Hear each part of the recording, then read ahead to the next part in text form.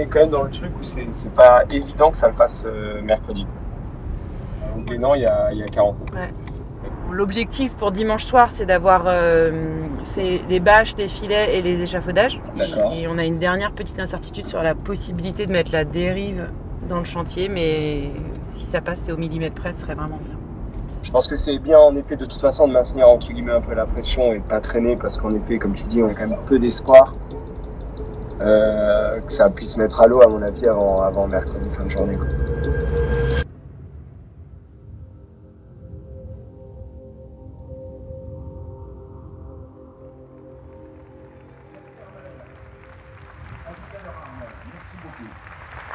On enchaîne à présent avec le plus jeune marin engagé sur cette compétition.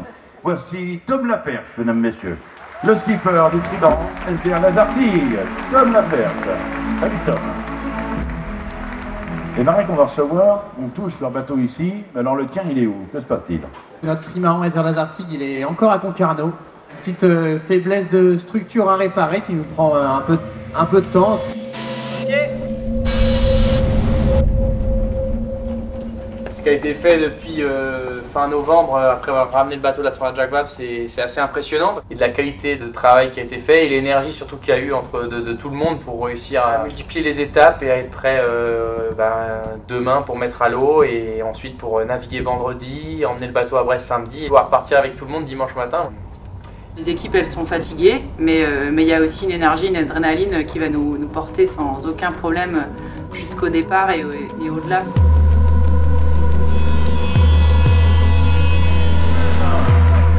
Faites-nous bien rêver, surtout.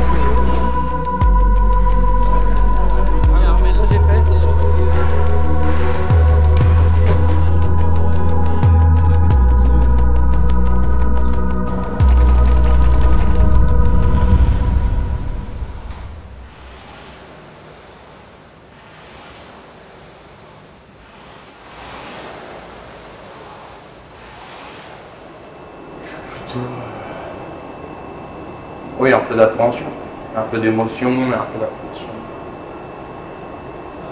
Un peu de tout, quoi. Puis assez focus aussi.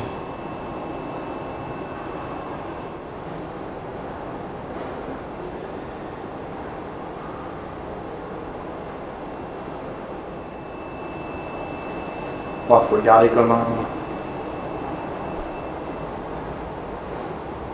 Ça reste une passion, un jeu. Dans une super équipe, quoi.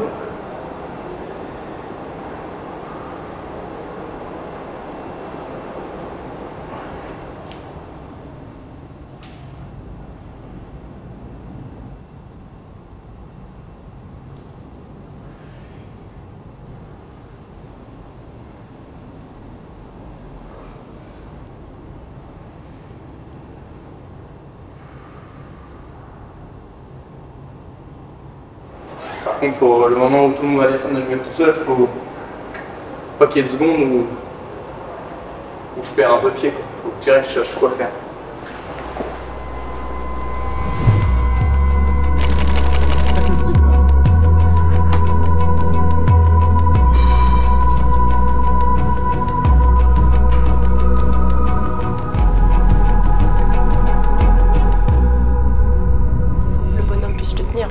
Dans l'intensité qui est nécessaire, c'est super long, 45 jours de bateau.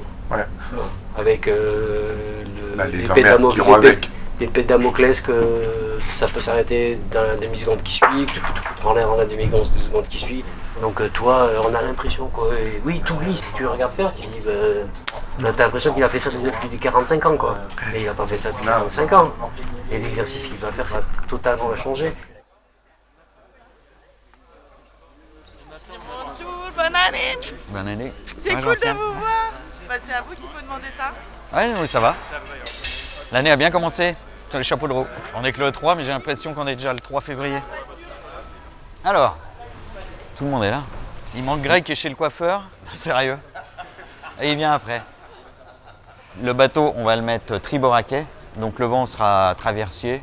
Donc il y a une équipe de costauds à tribord et un peu moins à bâbord.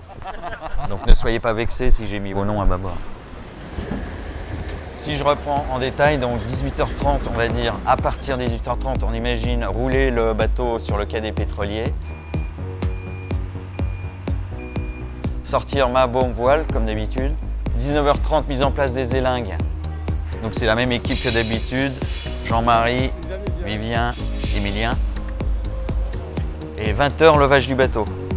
C'est normalement l'heure à laquelle ce sera le moins fort ou franchement maudissant.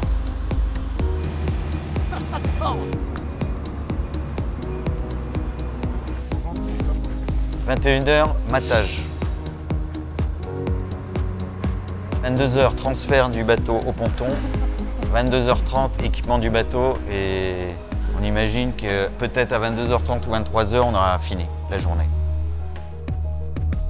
Pas de questions ?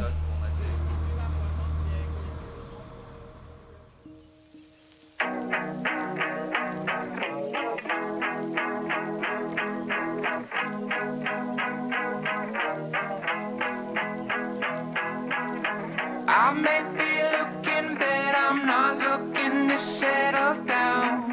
I wanna go a little further out. I keep looking at the county map, and I'm aware of where I'm at, where I am. It's not so bad, but lately I've been feeling that my lily pad steady when the water's flat, but out beyond this little pond I see the ocean water waving back, and it's waving at me. I wanna go a little further out, so I go way yonder. I wanna go a little further. I'm going in.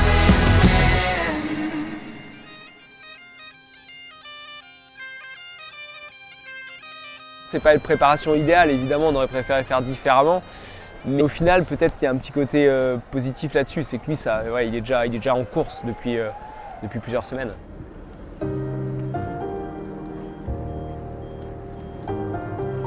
Partir en tour du monde, c'est un peu un saut dans le vide. C'est très excitant. Tu sais pas vraiment ce qui va se passer, tu sais pas vraiment où tu vas. Il y a plein d'inconnus.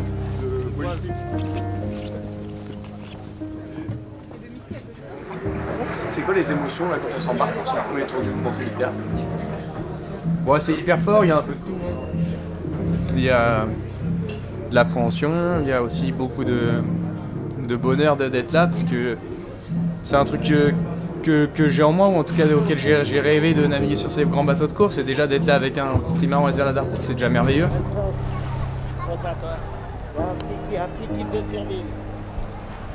Tout ce que tu vis avec un peu plus d'intensité et de force.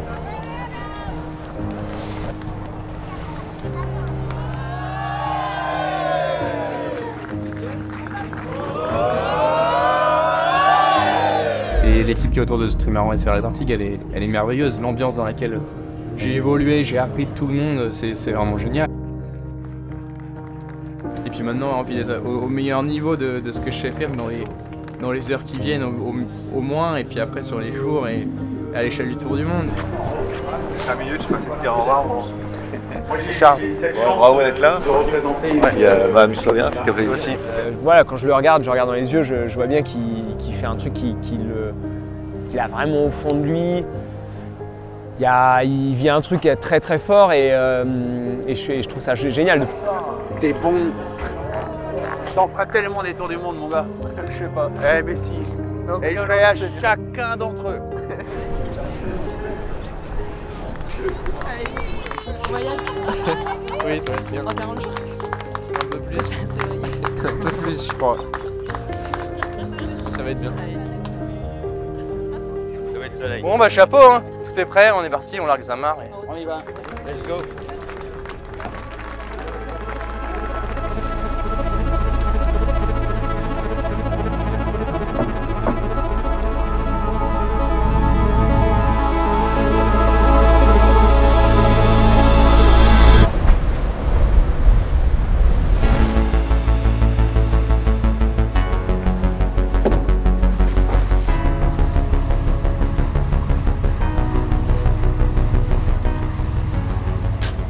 Quand tu es sur l'eau, après, ça va tellement vite, tu as à peine le temps de t'en rendre compte.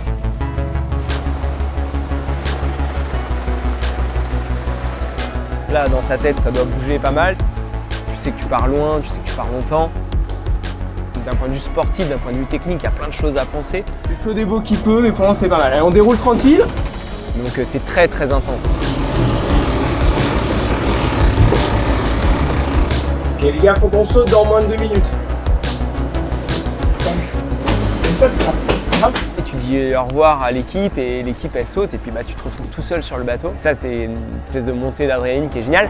Ciao Tom. Ciao. La bise. Prends soin de toi. Ciao. Merci.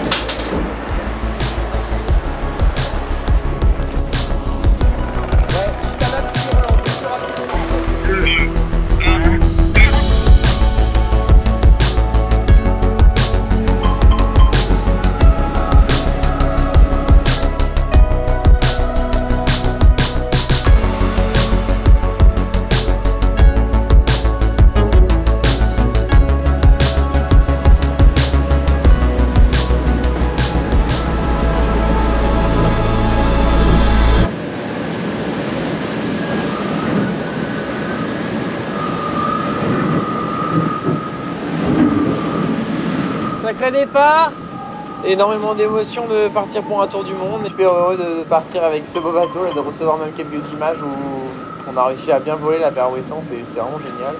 Bancroft vient d'empanner et on est en tête. Une nuit là, on était tous bord à bord, il y avait entre 1 et 3 000 entre chaque bateau. On a fait des moyennes à plus de 40 nœuds pendant une demi-heure, c'était assez fou. C'est quand même rigolo de se retrouver avec des grands bateaux à faire de la petite régate, tous tout proches depuis 48 heures.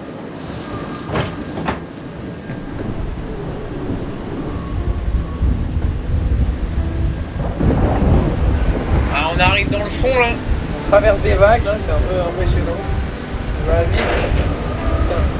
Mais de ne pas dépasser les 30 nœuds. C'est un peu chaud. Ça ne devrait pas durer très longtemps. Mais... Bah, tout est quasiment rangé par rapport au vent fort de cette nuit. C'était bien agité, vraiment costaud. Jamais vu ça avec ce bateau. Des grosses vagues, de la pluie, des éclairs. Ouais, c'était... C'est pas très souvent des fronts comme ça. C'est reparti, on est à plus de 30 nœuds sur le trimaran vers la Zartigue. À fond vers le sud. En direct de l'hémisphère sud maintenant. On profite de cette descente le long des côtes brésiliennes comme on a tant rêvé. Ce bateau il vole à 35 nœuds de vitesse, parfois 40, c'est vraiment génial. Là franchement c'est merveilleux. Surtout je peux vous dire que là je profite de ce bateau qui est incroyable. Petit cocher de soleil sur le trimaran vers la Zartigue.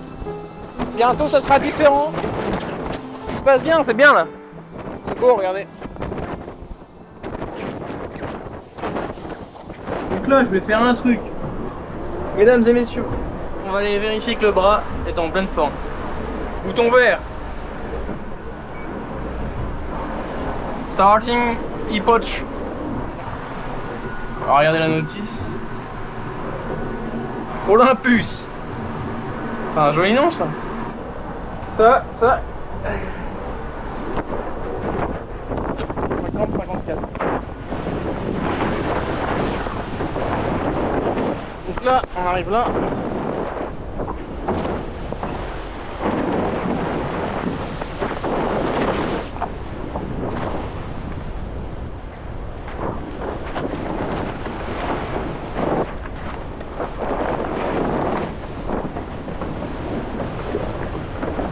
« 60 000 »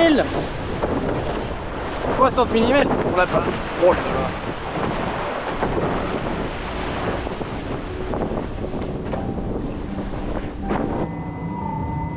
On fait route vers la longitude du cap de Bonne-Espérance qu'on devrait atteindre dans 2 jours. La mer est un peu blanche, il y a du vent, voilà, c'est parti pour le grand tour.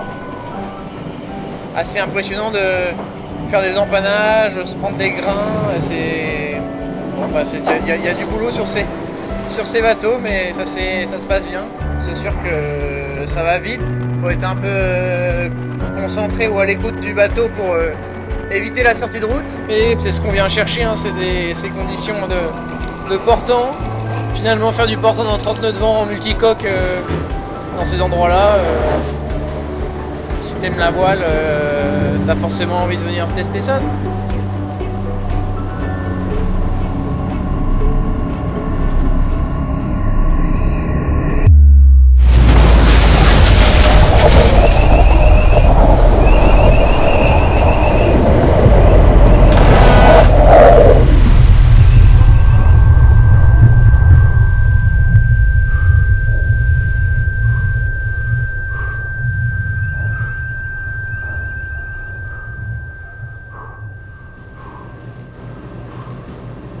On est dans la zone arrière derrière la dérive.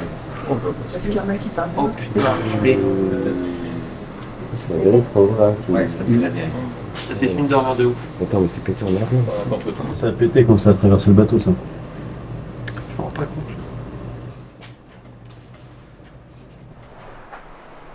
Retour sur les événements de la nuit là. En fin de nuit, je refais une petite sieste et je commence à m'allonger et quelques minutes après, je suis en un énorme choc, donc je dormais au milieu du cockpit, donc j'ai avancé d'1 mètre, un fracas énorme. Il y a eu quelques secondes où j'étais un peu presque paralysé à me dire, à avoir peur de ce qui s'est passé et de ce qui peut arriver. Et donc j'arrive à aller voir sur le pont, comprendre que la dérive elle est inclinée dans le puits et dans une position qui est anormale. Forcément, vu que on tape la dérive, ça explose le fond de coque de la coque centrale.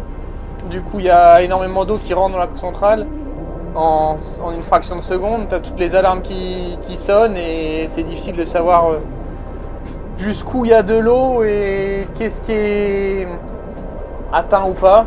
La plus grosse crainte qui me fait à ce moment-là énormément peur, c'est qu'en 2 secondes, il n'y ait plus d'énergie, plus d'électricité et que tout le parc batterie, recharge énergie s'arrête. Et ça devient compliqué avec 35 nœuds de vent. Rien que ramener le bateau, ça devient pas évident.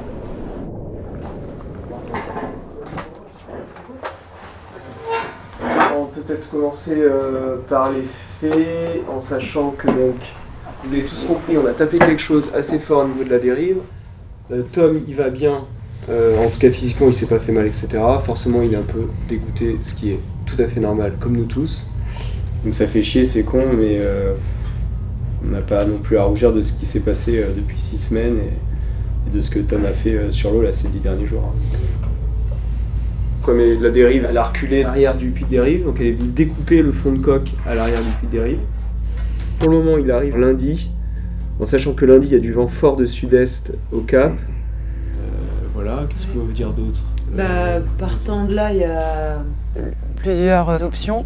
On n'exclut pas complètement la possibilité d'un redépart. Elle est fine, mais aujourd'hui, ça nécessite d'abord de pouvoir constater les dégâts sur place. Et les conditions d'un redépart, elles sont quand même complexes et on estime les travaux minimum, dans le meilleur des cas, pour repartir à environ 3 semaines. Et les 2 autres options, elles impliquent un abandon.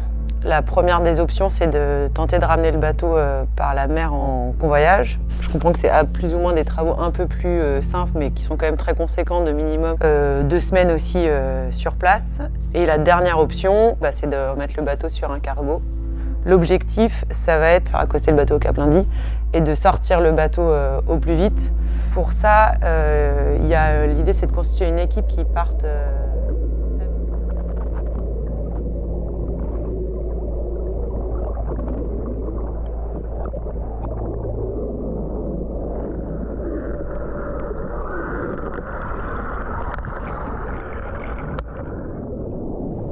rouler les voiles et puis ralentir. Et là, à ce moment-là, une fois que j'avais un peu le diagnostic et que je voyais que ça allait pas forcément aller plus loin et que j'étais abattu, j'ai explosé. J'ai hurlé comme rarement j'ai hurlé dans ma vie, je pense. Tellement dégoûté que ça arrive comme ça, en une fraction de seconde, il y a tout qui s'écroule. Et tu sens que le bateau, il allait bien jusque-là, il se faisait plaisir, et d'un coup, c'est un énorme coup qui atteint moi, le bateau, et toute une équipe, et tous les gens qui ont travaillé pour que ce bateau, il existe, et qu'on en soit là, après 10 jours de course, à jouer la tête de flotte sur un tour du monde. Ça, c'était... C'est hyper dur. J'ai jamais vécu, hein. Ça me fait pleurer, mais... J'ai jamais vécu un truc aussi dur dans ma vie. Et là, maintenant, je suis quand même pas hyper serein parce qu'il y a 1200 000 à faire pour arriver. Le but, c'est d'aller à Capton. Pas forcément le plus vite possible, on va dire qu'on n'est pas à quelques heures près. Par contre, je sais que j'ai le fond de coque qui est ouvert, hein, pour vous donner une idée, c'est-à-dire que pas loin dessous de mes pieds, je vois clair à travers du bateau, hein, je vois l'eau bleue, donc il y a un gros trou. La dérive elle est mal en point et dès que ça avance un peu dans les vagues, le bateau, il y a un peu tout qui craque et la dérive qui bouge, qui est plus vraiment tenue. Donc voilà, maintenant il va falloir ramener le bateau le mieux possible, essayer qu'il soit le moins abîmé possible, encore le moins. Et puis trouver les meilleures solutions pour être encore plus performant dans les mois qui viendront. Allez, ciao.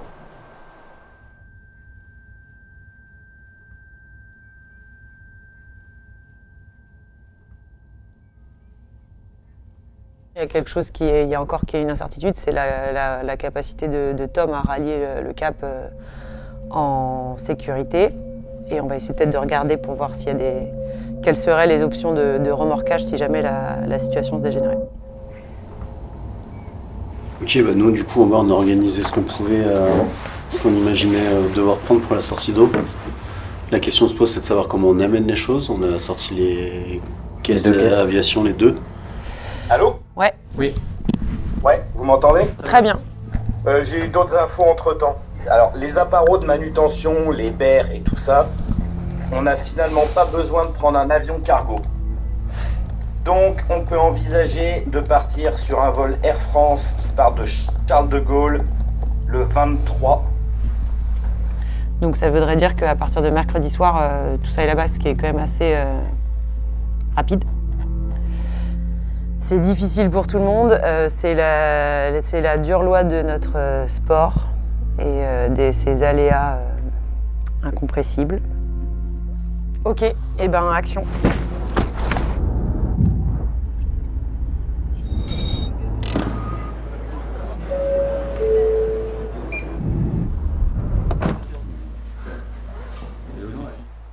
Alors voilà, là on est à l'intérieur du trimaran, SVR La Dartigue. Captown, c'est la petite bouée blanche, le port de Captown. Et puis nous, on est à cet endroit-là, au milieu, le point bleu.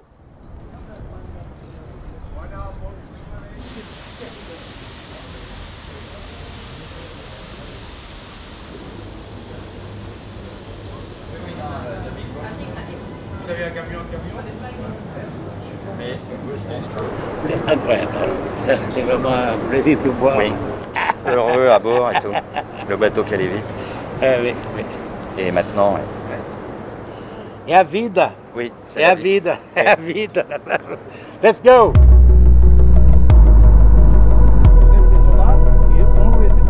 How are you, my mother?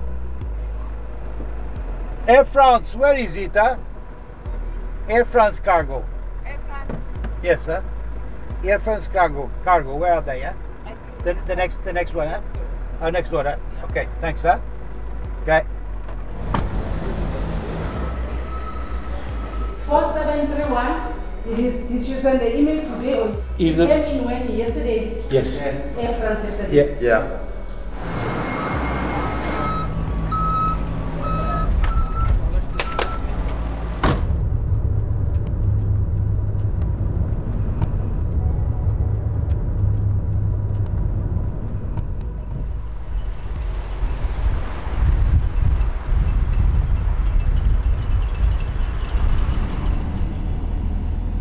Il y a trop d'air dans le port. Les rafales à 70 nœuds, donc on fait un check visuel pour voir si c'est praticable d'embarquer à bord. Auquel cas, on embarquerait une équipe à bord pour que Tom puisse débarquer et puis on attend que le vent glisse pour rentrer au port.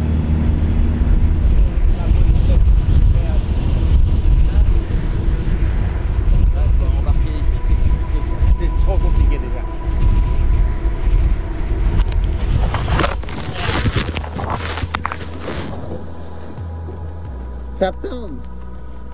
5 nœuds de vent, on est 40 nœuds à 100 mètres. Ça fume. Jamais vu ça. Et tu dis le capitaine il a fermé le port ou pas? Non, pas d'accord.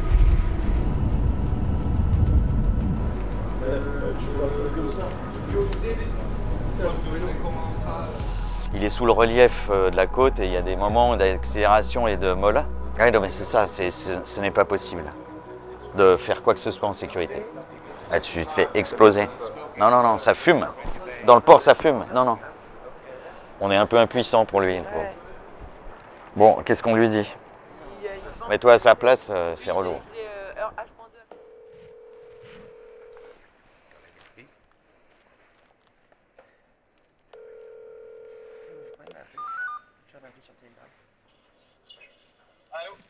Tom.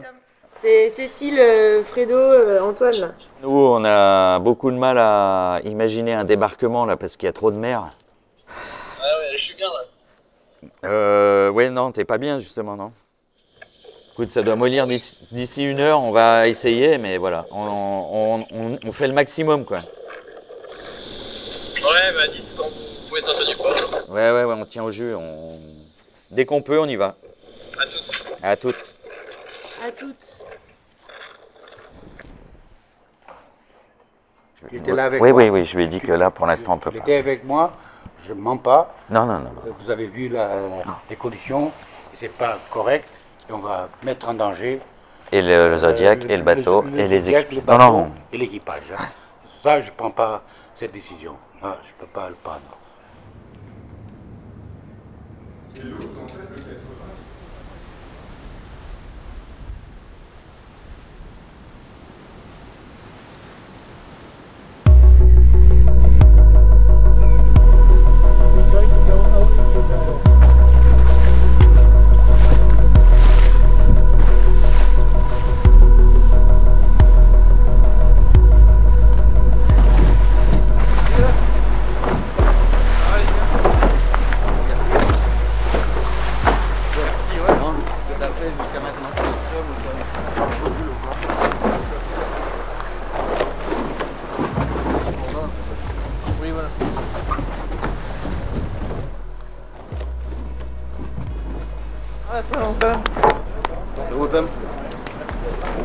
Heureusement. Super bien. Ok, ça marche. Bah, je passerai. Ça va, Erwan? Putain. Ça va, Bonnie. C'est vrai? C'est cool. Ça va, Tu nous as fait rêver.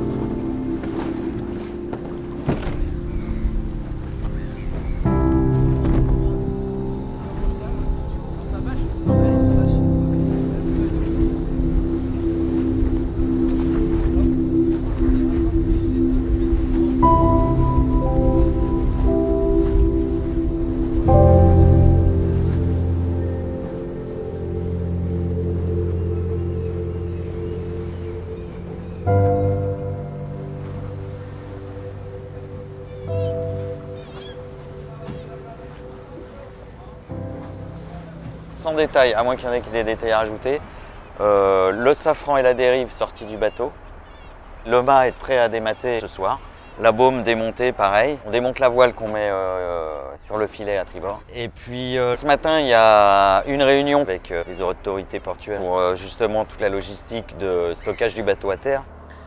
Now, we've got a problem. We've got a problem that he has got cruise ship arriving here on Friday. But there is a risk of putting the boat here. The ship has to be loaded with containers, and you have 900 people walking past the boat. To me, it would be best to start the operation from Saturday afternoon and then there's no pressure on anyone. I think you're right. It's going to depend on what we found diving, because if ever we want to go back racing, then these 3 days means a lot for us. Correct. But they just need to understand your risks, which is understood, and then from their side, if they need to get back into the race, every second counts. Yeah, understandable. Good. Okay, thank you so much. Thank you very much. Thank you, Michael. Pleasure. Ici. On a les roues. Oui.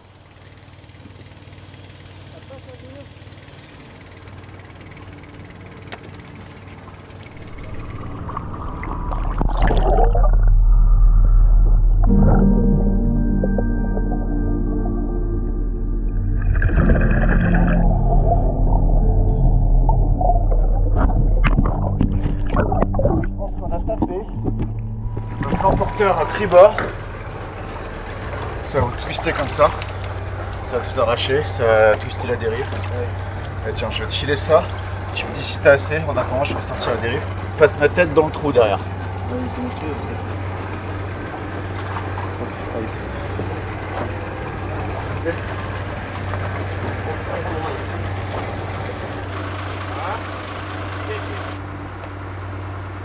Si on parle de tout réparer, ça se compte en semaines, quoi, en 4, 5, 6 semaines, tu vois. Si on veut faire bien les choses, un petit dérive, on a peut-être mis 2 mois à le faire, nous, avec nos carnaux, quoi. On partira jamais dans 15 jours avec une dérive et un bateau. Non. Impossible. Depuis le début, je sais que c'est un peu utopique de me dire ça va le faire. J'ai envie d'y croire, mais... Une semaine, c'est sûr. Mais c'est pas 15 jours non plus. Donc voilà. Ça, c'est un peu les temps que je me suis mis et que j'ai un peu en tête. Mais j'avais pas trop réfléchi à ça avant, mais...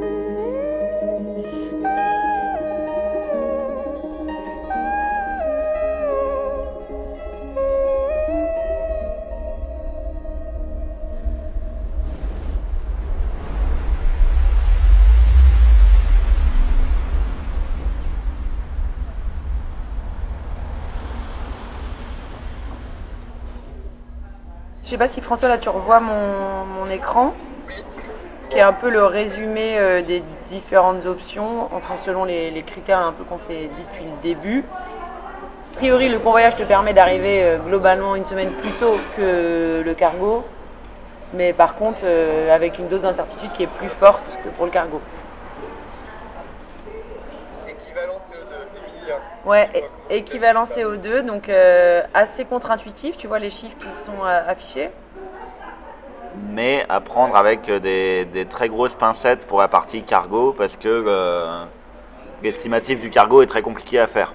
Parce que c'est un estimateur au poids en considérant que c'est dans des conteneurs.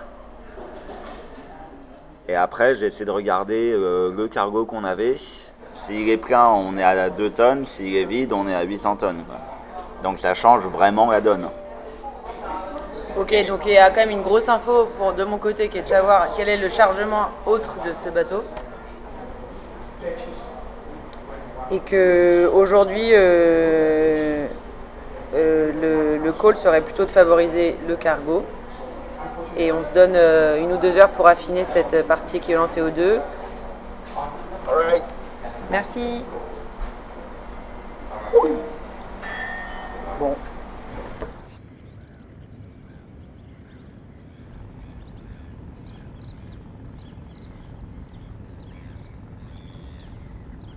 bonjour. Bonjour Alexandre, bonjour Didier. Non, abandon, aujourd'hui, bah...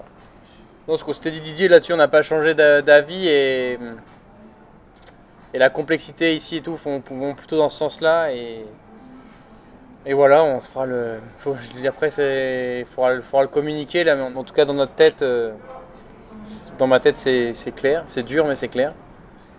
Et après pour le retour, entre le cargo et le convoyage en réparant de manière rapide le bateau, par rapport au plus au moins en ayant réfléchi même un peu déjà pendant les 4 jours tout seul sur le bateau et puis là avec l'équipe, en regardant les dégâts etc. on serait plus... J'imagine que pour être performant le plus rapidement possible, avoir la tête détachée et se projeter sur la suite, je crois que le cargo c'est, je pense, la meilleure solution. Et au mieux, je pense qu'il faut espérer avoir le bateau chez Merconcept le 20 mars. Au-delà du risque de prendre la mer avec sans dérive, etc., il y a le risque de re-abîmer quelque chose. Et ensuite, on a rajouté un critère qui est celui d'un équivalent CO2 entre les deux options. Je pense que c'était un exercice intéressant, même si la méthodologie est questionnable, mais c'était plutôt contre-intuitif comme résultat qu'on a trouvé. Je pense que si notre conviction à tous les trois, c'est que il faut rentrer en cargo, on va rentrer en cargo. Oui. Ok. Et donc, à ce moment-là, en termes de communication de l'abandon, moi, je pense qu'effectivement, il est logique que ça se fasse après la sortie d'eau. Donc, si la sortie d'eau se fait dimanche, la communication peut se faire lundi. Très bien. Bon, merci à tous les trois. Merci à vous. Et, on se voit bientôt et bon courage pour la suite. Merci beaucoup. Merci Didier, merci. Bon après-midi, merci. Ciao.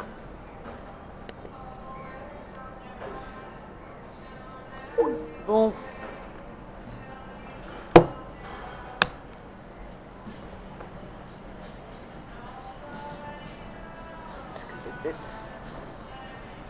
Bah c'est qu'il va falloir...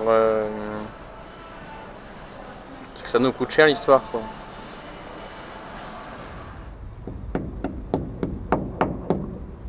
Tout porter à la main. Ouais. Avec les doigts, non.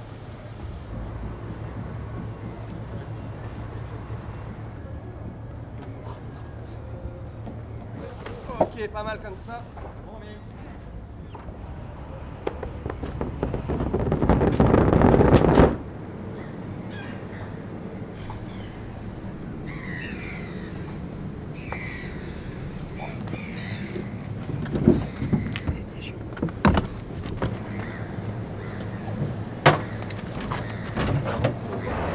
Je mesure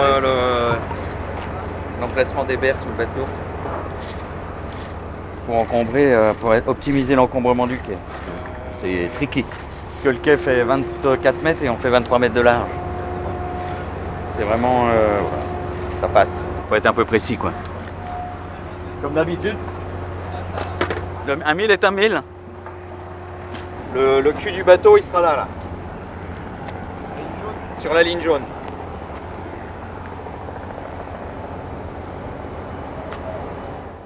On est largué, elle va voir.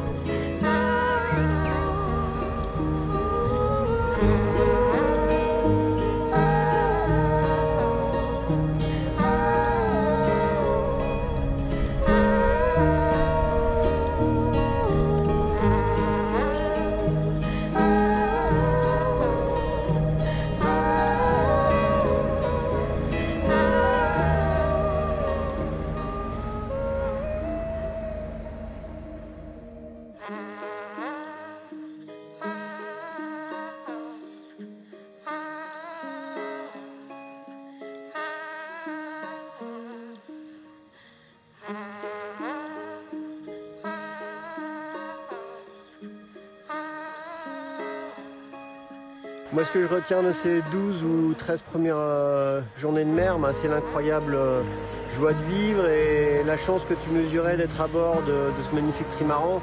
Et le fait que tu en prennes conscience et que tu démontres le bonheur que tu avais à bord, ça me laisse à penser qu'il y en aura d'autres et que tu es fait pour faire le tour de la planète. Ce que je voudrais simplement te dire, c'est que ce que tu nous as montré là, c'est extraordinaire. On connaissait ton talent, tu l'as prouvé une fois de plus. Puis la course au large, c'est comme dans la vie, les choses peuvent s'arrêter parfois en une seconde. Ça fait partie des moments rares de cette vie. Et tout ce qui s'arrête, c'est le début